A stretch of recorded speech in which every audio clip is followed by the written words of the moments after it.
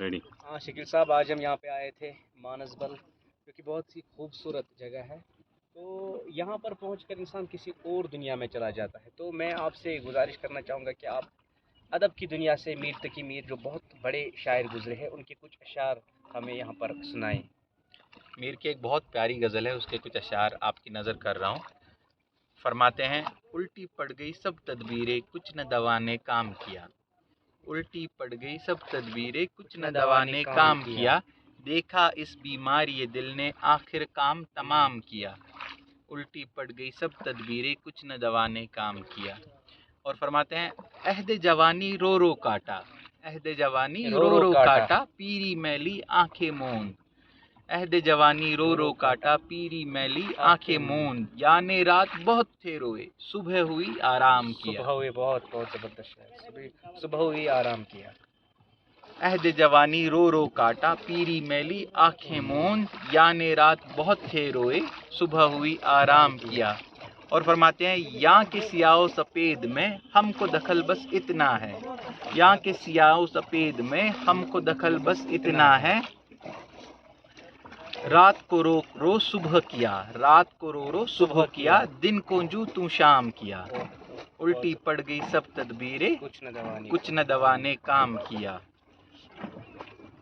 फिर और एक इसका जो मक्ता है, आखिरी शेर है, वो ये है। फरमाते हैं, मीर के दीनों मजहब को क्या पूछे है उनने तो, मीर के दीनों मजहब को क्या पूछे है उनने तो। कश का खींचा दैर में बैठा, कब का तरक इस्लाम किया। उल्टी पड़ गई सब तदबीरें, कुछ न दवा ने काम किया। एक और बहुत खूबसूरत शेर है इसी गज़ल का, जो मुझे अब याद आ रहा है। फरमाते हैं, जो चाहे हैं आप करे हैं, हमको अबस बदनाम किया। इसका दूसरा मिसरा, पहला इसका ये है, ना हक हम मजबूरों पर तोहमत है मुख्तारी की, ना हक हम मजबूरों पे तोहमत है मुख्तारी की। जो चाहे हैं आप करे हैं, हमको अबस बदनाम किया। उल्टी ये इंसान, अब इसकी थोड़ी तशरीह भी कर देता हूँ सारे अशार की। जी। उल्टी पड़ गई सब तदबीरें, तो ये बड़ा सेल्फ एक्सप्लेनेटरी है कि जो भी कोशिश की वो कामयाब नहीं हुई, और आखिर बीमारी दिल ने मेरा काम तमाम किया। तो लेमेंट सा है जी, दुख और दर्द का एहसास है कि बीमारी दिल का कोई इलाज नहीं कर पाया, और फिर इसी में मौत वाक़ा हो गई। और ये पूरी जो गज़ल है ना, बड़ी दुख भरी और बड़ी सैड है, और एक गज़ल मुसलसल है, एक ही जैसे अशार हैं। उसके बाद कहते हैं कि अहद जवानी रो रो काटा, पीरी यानी कि बुढ़ापे में आंखें अब मूंद ली। ऐसा कहते हैं कि याने रात बहुत थे रोए, सुबह हुई आराम किया। तो ज़िंदगी ऐसी थी जैसे मैं पूरी रात रो रहा था, और जब अब बूढ़ा हो गया और अब मौत आ गई, तो अब ये मेरे आराम का टाइम है। मेरी ज़िंदगी एक रात की तरह गुजर गई, वो रात जिसमें मैं रोता रहा और सुबह हुई फिर आराम किया। और फिर कहते हैं कि यहाँ के स्याह सफ़ेद में हमको दखल बस इतना है। मतलब दुनिया के